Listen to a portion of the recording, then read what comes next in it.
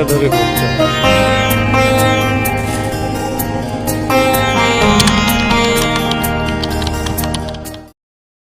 Hi guys, তোমরা সবাই কেমন আছো?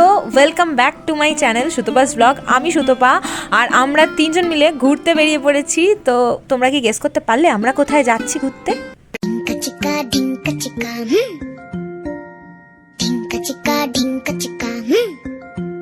আরে জানি থাম্বনেল আর ইন্ট্রো দেখে তোমরা তো অলরেডি গেস করেই ফেলেছো যে সকাল সকাল ব্যাগপত্র নিয়ে আমরা যাচ্ছি বেনারস। না, মহাকুম্ভের জন্য যাচ্ছি না, তবে একটা বিশেষ কাজে আমাদের যেতে হয়েছিল বেনারস। আর দেখো সকালবেলায় কলকাতা স্টেশন চলে এসেছি ট্রেন ধরার জন্য। তো আমরা ট্রেনে উঠে পড়েছি, আমরা যাচ্ছি বেনারস। তো অন্যান্য ট্রেনে খুব একটা সিট টিট পাইনি, লাস্ট মোমেন্টে আমরা টিকিট বুক করেছি।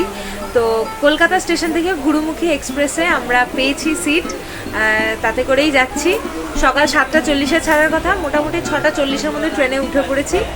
আর রাত্রি মোটামুটি অন টাইম থাকলে ট্রেন, তাহলে রাত্রি 8:30টার মধ্যে বেনারস ঢুকে যাওয়ার কথা। এখন দেখা যাক কি হয়, চল। আর এইদিকে দেখো, ট্রেনে উঠতে না উঠতেই আমার বাবা কিন্তু ব্রেকফাস্ট শুরু করে দিয়েছে, এবার ট্রেন ছাড়লো বলে। তো মোটামুটি অন টাইম ট্রেন ছেড়ে দিয়েছে, আর আমরা এখন ব্রেকফাস্ট করে নিচ্ছি। দেখা যাক, এখন যদি টাইমে ঢুকাতে পারে বারাণসী তাহলে ভালো, আর নাহলে অনেকটা রাত হয়ে যাবে হয়তো। খাই আবার। আচ্ছা শোনো, তোমাদের সাথে কিন্তু খাওয়া দাওয়া নিয়ে একটা সেপারেট বড় ভ্লগ খুব তাড়াতাড়ি শেয়ার করব। বেনারসের কোথায় কোথায় কি কি খেলাম আর কতটাই বা ভালো খেতে, সেটা তো তোমাদের জানাতে হবে নাকি। আপাতত তোমাদের সাথে শুধু ঘোরাঘুরির ভ্লগটা শেয়ার করছি। এখানে দেখো আমি সিনেমা চালিয়ে বসে পড়েছি হাতে একটু চিড়ে ভাজা নিয়ে, আর এভাবেই সিনেমা দেখতে দেখতে পৌঁছে গেলাম বেনারস। যদিও আমাদের ট্রেন অন টাইমই ছেড়েছিল, কিন্তু সেই ডিলে করতে করতে রাত্রি 8:30টার জায়গায় 10:30টার পর বারাণসী জাংশন পৌঁছেছি আমরা। অত রাত্রে পৌঁছেছি, এতটা জার্নি করে গেছি, তারপরেও বারাণসী জাংশনে নামার পর আমার মধ্যে যে এক্সাইটমেন্টটা কাজ করছিল সেটা তোমাদেরকে ভিডিওতে বলে বোঝাতে পারবো না, তাই দেখেই বুঝে নাও। সো আমরা ফাইনালি বারাণসী পৌঁছে গেছি। আমার যে সে কি আনন্দ হচ্ছে বলে বোঝানো যাবে না। তো এই হচ্ছে ব্যাপার, এখন হোটেলে যাই। তোমাদেরকে একটু ঘুরিয়ে দেখাই বারাণসী জাংশনটা ঠিক কতটা সুন্দর, আর লাইটিং করার পর আরও সুন্দর লাগছিল দেখতে। এনিওয়ে, সেদিনকে আমরা সেই স্টেশনের সামনে থেকে টোটো ধরে চলে গেছিলাম পান্ডে হাভেলি গেস্ট হাউসে, সেখানেই আমরা এই কদিন ছিলাম। তো চলো নেক্সট দিন দেখা হচ্ছে। পরের দিন সকালবেলায় উঠে দেখো কাদের সাথে দেখা হয়ে গেছে। বলা যায় পূর্বপুরুষদের দেখা মিলেছে বেনারসে গিয়ে, এইটা কি কম কথা বলো। তারপর আমরা চলে গেলাম বিএইচইউ। এটা বিএইচইউর লঙ্কা গেট। বিএইচইউর অনেকগুলোই গেট আছে। এই বেনারস হিন্দু ইউনিভার্সিটি বা কাশী হিন্দু বিশ্ববিদ্যালয় আমার কাছে খুব পছন্দের একটা জায়গা। আর আমি যেহেতু মিউজিকের স্টুডেন্ট, তাই আমি ভাবলাম বিএইচইউ অবধি যখন এসেছি, তাই একটু পারফর্মিং আর্টস ডিপার্টমেন্টটাও দেখে যাই। তোমাদের সাথেও শেয়ার করেছি একটুখানি অংশ। তোমাদেরকে বলে রাখি, বিএইচইউর যে কোনো গেট থেকে তোমরা কিন্তু বিএইচইউর ভেতরে টোটো, অটো এগুলো পেয়ে যাবে। 10 টাকা করে ভাড়া নেয়, তোমরা যে কোনো ডিপার্টমেন্টেও যেতে পারবে। এছাড়া বিএইচইউর ভেতরে মিউজিয়াম আছে, বিড়লা টেম্পল অর্থাৎ বিশ্বনাথ মন্দিরও আছে, তোমরা এগুলো ঘুরতে পারো। চলো এবারে বিশ্বনাথ মন্দিরটাও ঘুরে দেখা যাক।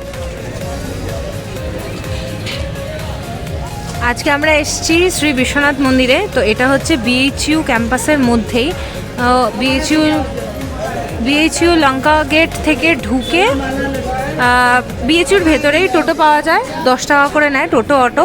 তো তোমরা যদি বলো যে বিএইচইউর ভেতরে বিশ্বনাথ মন্দিরে যাব, তো তোমাদেরকে নামিয়ে দেবে। এই হচ্ছে বিশ্বনাথ মন্দির। দেখি কতক্ষণ ফোন অ্যালাউ করে, ততক্ষণ ভিডিও করব। সো দিস ইজ বিশ্বনাথ মন্দির। এটা কিন্তু কাশী বিশ্বনাথ না, এটা বিএইচইউর ভেতরে শুধু বিশ্বনাথ মন্দির, ঠিক আছে। তো তোমরা এখানে আসলে পুজো টুজো দিতে পারবে। আর বাকি ইনফরমেশান যা জানতে পারবো অবশ্যই জানবো।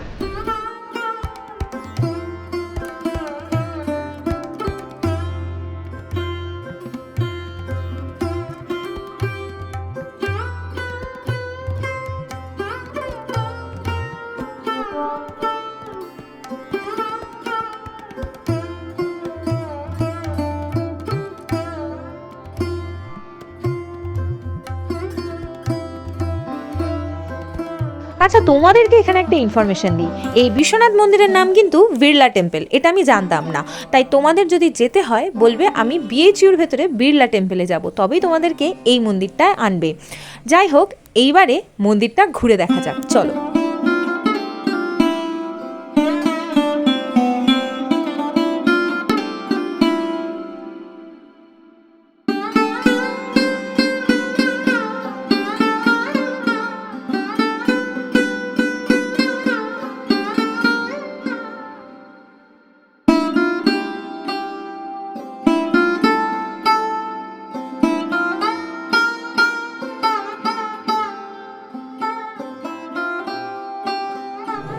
তো প্রণাম করছিলাম, আর এই যে এটা হঠাৎ করে আমার মাথায় এসে পড়লো, দেখতে বেশ সুন্দর লাগছে, আমার জামার সাথে ম্যাচ করে গেছে। এটা নীলকণ্ঠ ফুলের মালা, একদম শিবলিঙ্গ থেকে আমাকে দেওয়া হয়েছে।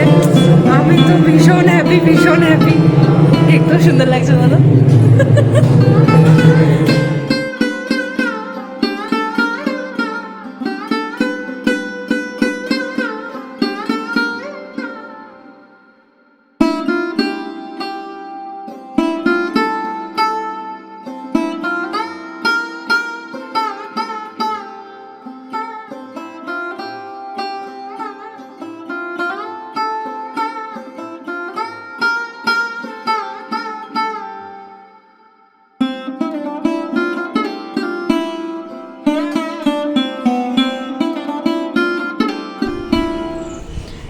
তো আমরা এখন আছি বিশ্বনাথ মন্দিরের ছাদে।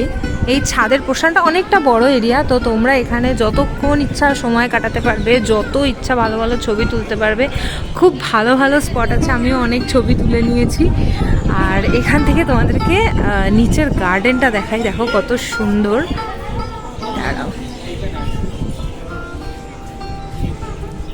সো এই যে দেখো, এটা জাস্ট একটুখানি মানে পুরো ছাদটা থেকে বিভিন্ন অ্যাঙ্গেল থেকে বিভিন্ন রকমভাবে গার্ডেনটা দেখা যায়, ভীষণ সুন্দর ভিউ। তো আর সেরকম হাওয়াও দিচ্ছে, অসাধারণ একটা অনুভূতি। আর আমি এখানে সেজে গুজে ঘুরে বেড়াচ্ছি।